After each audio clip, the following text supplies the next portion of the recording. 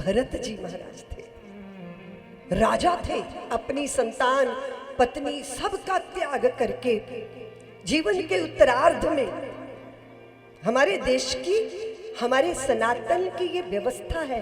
25 साल ब्रह्मचारी, 25 साल गृहस्थी, फिर 25 साल वानप्रस्थी, उसके बाद सन्यासी होकर अपने घर द्वार, वैभव, तोषक, तकिए, भूमि, वाहन, इनकी आसक्तियों से मुक्त होकर वन में चले जाना और जीवन बना लेना, ये परंपरा, ये व्यवस्था है। पूरे समय घर से चिपकने का आदेश शास्त्र का नहीं है। लोग मुझे पूछते रहते हैं, दीदी माँ घर कब छोड़ देना चाहिए? अरे मैंने कहा जब 10 बार पानी मांगो, एक बार भी ना मिले तो समझ लो अब इस घर में रहने की आवश्यकता। शिक्षक हो तो बिना कोई पैसा लिए जरूरतमंदों को पढ़ाओ, चिकित्सक हो तो जिनके स्वास्थ्य अच्छे नहीं है पर वो इलाज नहीं करा सकते, उनकी चिकित्सा करो, देशाटन करो, भ्रमण करो, और पहले निश्चित करो अपनी कमाई को 5 हिस्सों में बांटो। पहला कमाई का हिस्सा धर्म के लिए समर्पित करो, अपनी दूसरे हिस्से को अपने यश और कीर्ति के लिए कुएं बनाओ, बावड़ी बनाओ, मंदिर बनवाओ। ये जो तुम्हारी संतानें नोच नोच के खाती हैं ना, ये गालियां भी देंगी और तुम्हारा सब भकोस जाएंगे, और उनको दादा के दादा के दादा का नाम पता नहीं है।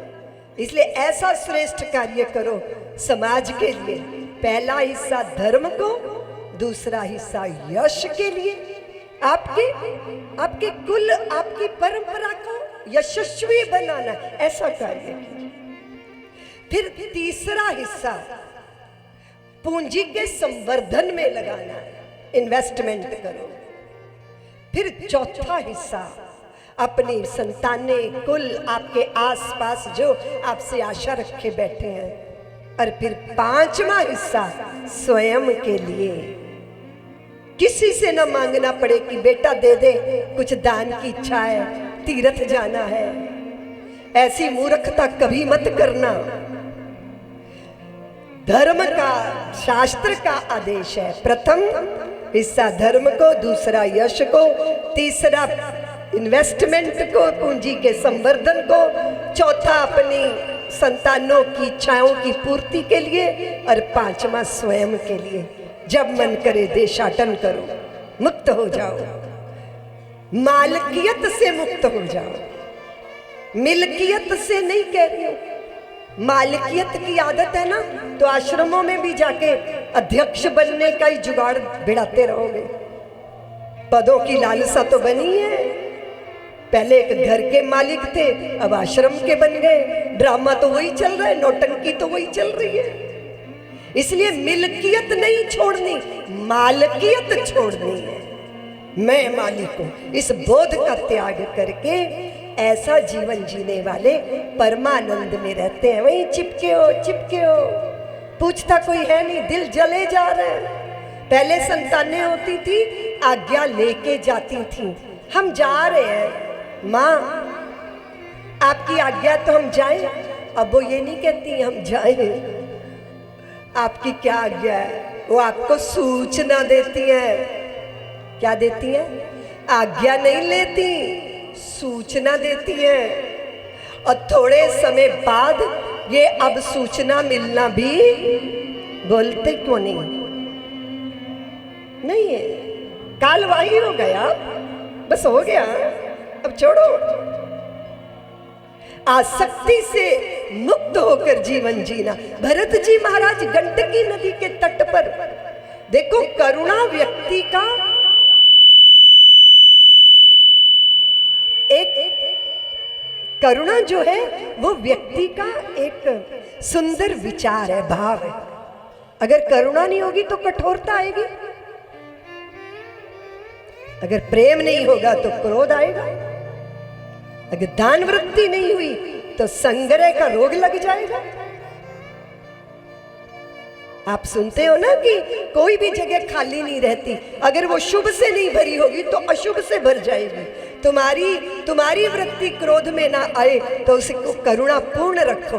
भरत जी को करुणा जाग गई थी किसके प्रति? एक मृगी के प्रति। वो गर्भणी थी, शेर दहाड़ा, उसने नदी पार करने के लिए छलांग लगा दी। उसका गर्भस्थ शिशु, उसका गर्भस्राव हो गया, गर्भपात हो गया। वो नवजात सद्य, वो जो शावक था वो पानी में बहने लगा। इस दृश्य को देख के कौन है जिसके हृदय में करुणा नहीं आ जाएगी? भरत जी को भी आ गई, उसे बचा लिया, उसका पोषण करने लगे। यहां तक तो ठीक था, अब उनके प्रति आसक्त हो गए, उस मृग के प्रति आसक्त हो गए। और वो बड़ा हुआ तो अपनी स्वजाति में चला गया, जो उसकी मृग थे उसके झुंड में चला गया।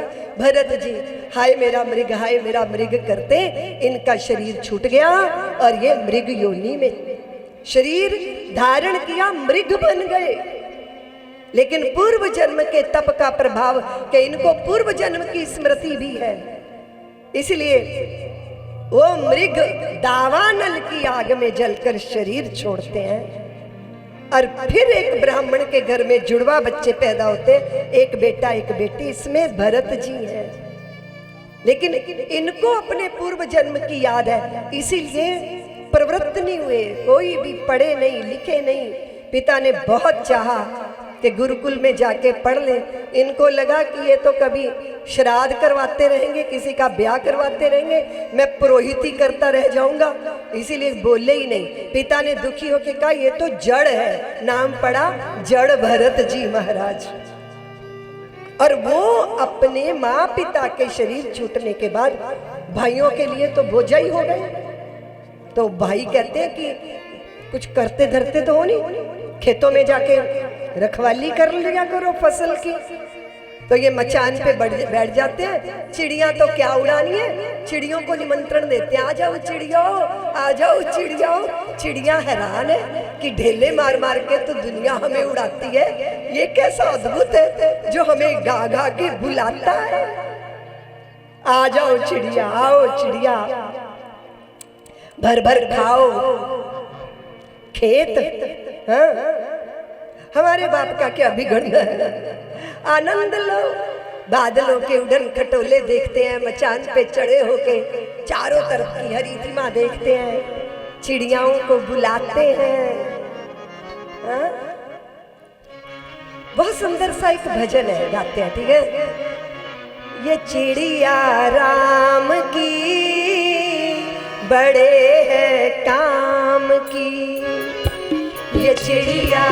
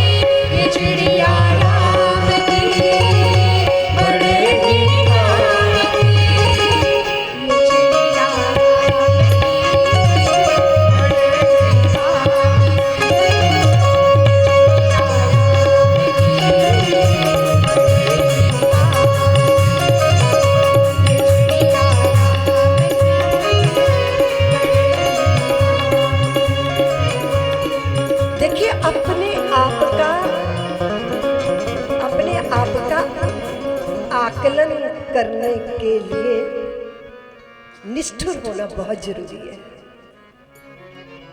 छोटी बात पर मान अपमान, आपके अंदर चोट लग रही है, इसका मतलब बीमारी गहरी है। आपने अनुभव किया होगा कि जहां आपके शरीर में फुंसी निकली होती है ना, वहीं पे आपको बार बार चोट लगती है। सारे घर का फर्नीचर मान लो आपके फोड़े पे पीछे पड़ गया होगा, अनुभव किया होगा। वो ऐसा नहीं है कि आपको अभी चोट लग रही है, आपको चोट लगती रहती है, पर कभी फोड़ा फुंसी नहीं था इसलिए अनुभव नहीं हुआ। अब फुंसी है तो जरा सा कोई छू देता है तो चोट लग जाती है। ये जो चोट लगती है ना अंदर, इसका मतलब अहंकार का फोड़ा मवाद से भरा पड़ा है। मान अपमान से ऊपर ना उठा तो कैसी साधु वृत्ति, कैसा साधु। भरत जी महाराज के परिवार वालों ने धक्के मार के घर से निकाल दिया, कोई रोष नहीं, कोई शिकायत नहीं। भीलों ने पकड़ के भगवती के सामने गर्दन उतारने के लिए, बलि देने के लिए तैयार करके चंदन मंदन लगा के स्नान हो रहा है। मूर्ख तो थे नहीं ना कि उन्हें पता नहीं था कि क्या होने जा रहा है। भगवती का प्रसाद बन जाऊंगा, पर मां बलि लेती नहीं है, अपनी संतानों के लिए बलि हो जाया करती है। और ज्ञानी पुत्र की बलि कभी स्वीकार कर सकती है मां? पाषाण की उस प्रतिमा को चीरकर भगवती प्रकट हो गई थी अपने पुत्र की रक्षा करने के लिए। और वो जो गर्दन उतारने की योजना बना रहे थे, उनकी गर्दनें उतार उतार के भगवती गेंद बना के, कंदुक बना के खेलने लगी थी। मां के चरणों में प्रणत प्रणाम किया। न मारे जाने का, शरीर छूट जाने का भय था, न बचने की प्रसन्नता है। ये समत्व है, ये समत्व है, ये संतुलन है। सिंधु राजा रहुगन थे, वो कपिल भगवान के दर्शन के लिए जा रहे थे, तो पालकी में बैठे थे। एक कहार भाग गया तो भरत जी को पकड़ के लगा लिया। अब पालकी ढोरे, आपको सेवा मिल गई तो चलो ये भी कर लेंगे। लेकिन सूक्ष्म दृष्टि उनकी कीट पतंगों को देख देख के चलते हैं, और जैसे ही कोई दिख जाता है कीड़ा मकोड़ा तो छलांग मारते हैं। तो पालकी डोल जाती है, अंदर बैठा राजा भी डोल जाता है। एक बार दो बार वो राजा कहते हैं कि कहारो तुम्हारी चाल क्यों बिगड़ गई? वो पुराने बोले कि हम तो ठीक चल रहे हैं, ये जो नया रंग रूट भर्ती हुआ है ना, इसी की चाल कुछ अलवेली है। तो उसने व्यंग किया राजा ने। भरत जी को देख के हट्टा खट्टा खाया पिया शरीर था, तो वो बोले कि बड़ा बेचारा दुर्बल है, इसको श्रम हो रहा है। तो भरत बोले महाराजा, मिट्टी के लौंदे पे एक मिट्टी का लौंदा धरा है, उसके भीतर मिट्टी का लौंदा बैठा है, बताओ किसको श्रम होगा? रहुगन को आश्चर्य हो गया। ओ यवनिका हटा के पालकी से कूद गया और फिर भरत जी के पैर पकड़ लिए और कहा, आप बताओ आप कौन है? आप कहीं कपिल भगवान तो नहीं है? आप तो आत्मा राम, आप तो जीवन मुक्त व्यक्ति हैं, परिचय दो आप। भरत जी मुस्कुराए, बोले क्या परिचय दूं? थोड़ी देर पहले तुम स्वामी थे, मैं सेवक था, अब तुमने मेरे पैर पकड़ लिए, अब मैं स्वामी बन गया, तू सेवक हो गया। ये स्वामी होना, सेवक होना, पुत्र होना, पिता होना, मित्र होना, मित्र होना, पत्नी होना, पत्नी होना, ये तो व्यवहार का धर्म है, इसका क्या परिचय दे दूं? आपने कहा कि मेरी काया दुर्बल है, अरे काया मोटी हो या पतली, ये मेरा तो परिचय नहीं हो सकता राजन। तो आप कौन हैं? अरे मैंने बताया ना, किसका परिचय पाना चाहते हो? किसका परिचय पाना चाहते हो? बिल्कुल वही दृष्टि थी जो भगवान शंकराचार्य को एक बार काशी के घाट पर एक चमड़ा उतारने वाले चंडाल ने, शवदाह करने वाले उस व्यक्ति ने कहा था। शंकराचार्य भगवान प्रातः काल गंगा जी की तरफ जा रहे थे स्नान करने, और मार्ग में वो शवों का दाह करने वाला व्यक्ति देखा। उन्होंने कहा कि हट जा हट जा हट जा। तो वो बोला, सोचो काशी की उस ज्ञान नगरी में, विश्वनाथ की नगरी में रहने वाला एक शव का दाह करने वाला व्यक्ति भी कितना बड़ा ज्ञानी होगा।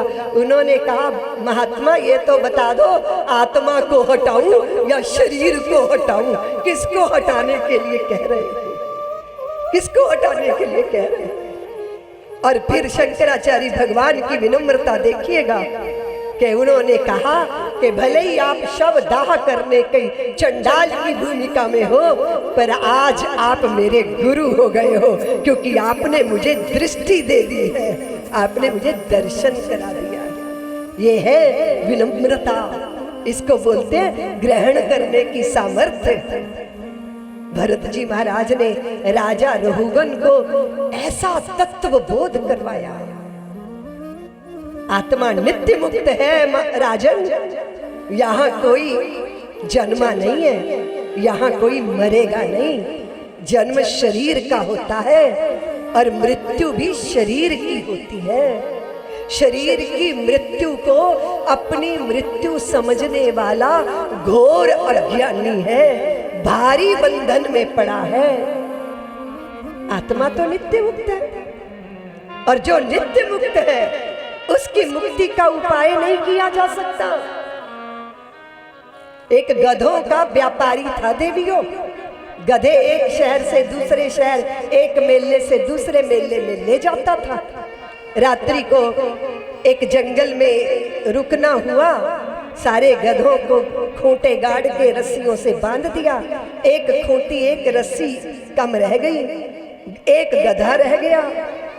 कैसे बांधूं, कैसे बांधूं, कैसे इसको बैठाऊं? बैठे ना वो गधा। यात्रा में एक महात्मा भी थे। महात्मा ने कहा, चिंता मत करो, गधे को बांधना कोई मुश्किल थोड़ी है। एक खूंटी गाड़ दो, रस्सी उसके गले में बांध दो, रस्सी का एक सिरा खूंटी से बांध दो। तो व्यापारी बोला, खूंटी तो नहीं है, रस्सी तो नहीं है। तो महात्मा बोले, अरे नकली खूंटी गाड़ो, नकली रस्सी गधे के गले में घुमा दो, नकली रस्सी खूंटी से बांध दो। वो बोले कि ऐसे कैसे होगा? अरे बोले, गधा है वो। अब उन्होंने क्या किया, व्यापारी ने खूंटी गाड़ने का नाट्य किया, रस्सी गले में बांध दी, रस्सी खूंटी में बांध दी। गधे ने सोचा मैं बंध गया, बैठ गया गधा, सारी रात बैठा रहा। सुबह उसने जितने सचमुच गधे बांधे थे उनको खोल दिया, और इसे बिना खोले डंडे मार के उठाने लगा। ये उठे ही ना, उठे ही ना, उठे ही ना। अरे बोले, महात्मा ने मेरे गधे को सम्मोहित कर दिया। महात्मा जी ये उठता ही नहीं। महात्मा बोले, खोल तो दे। अरे जब बांधा ही नहीं तो खोलूं कैसे? अरे बोले, जैसे बांधा था वैसे खोल लो। अब उसने खूंटी उखाड़ने का, रस्सी खोलने का नाटक किया, गले के आसपास हाथ घुमाया। गधे ने सोचा मैं मुक्त हो गया, खुल गया, उठ के चलने लगा।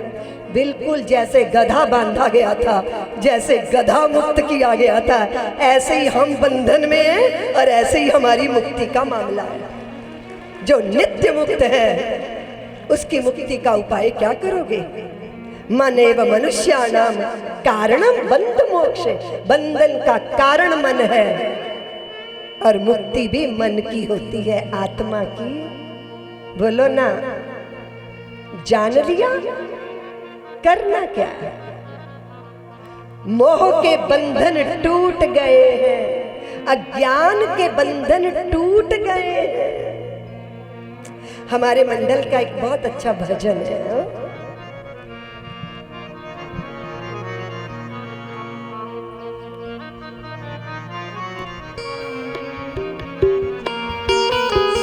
संसार स्वप्न माया।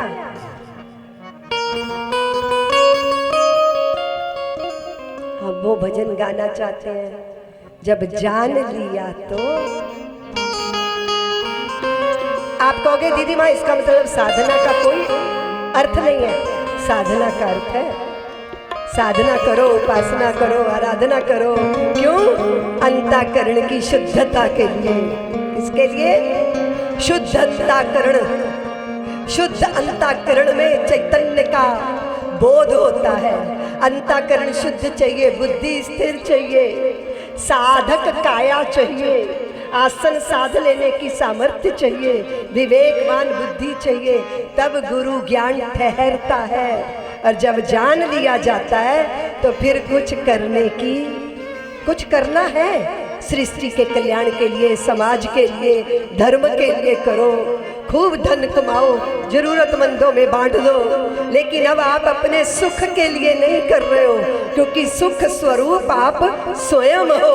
सुख प्राप्त करने के लिए संसार की धूल नहीं छांटनी, दुख से भागने का प्रयत्न।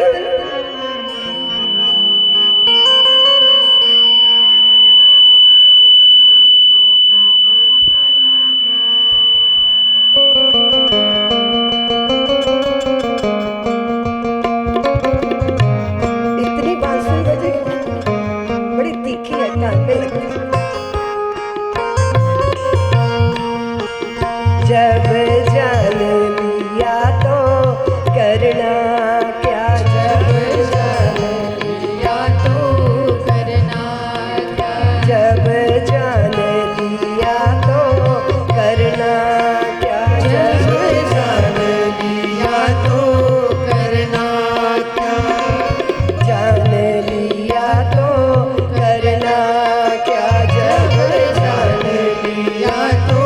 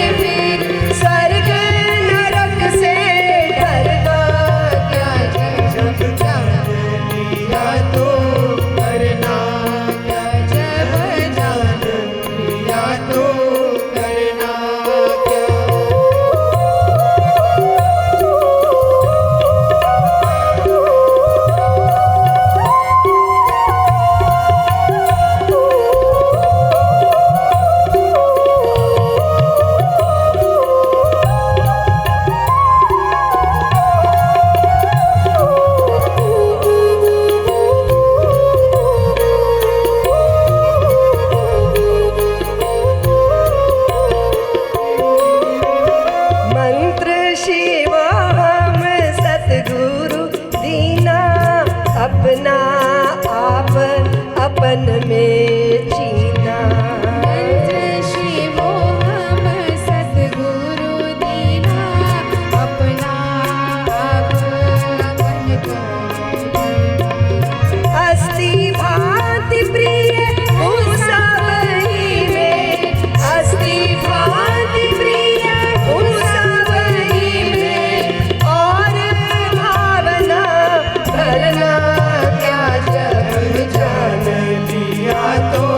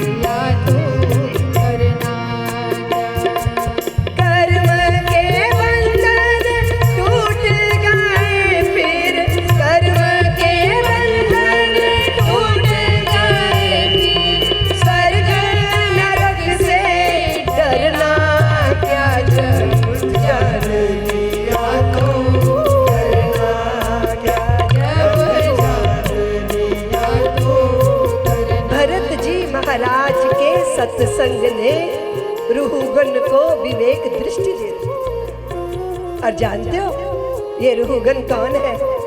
ये वही मृग है जिसको भरत जी ने पाला था।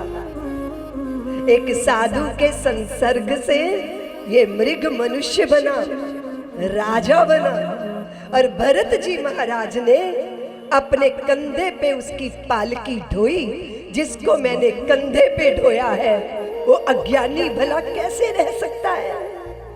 40 बसंत बीत गए थे, भरत जी कभी नहीं बोले। 40 बसंत बीतने के बाद पहली बार बोले। रुहुगन के प्रति करुणा जागृत हो गई, इसलिए बोले। पात्र शिष्य मिल गया, इसलिए बोले। जिज्ञासु मुमुक्षु मिल गया, इसलिए बोले।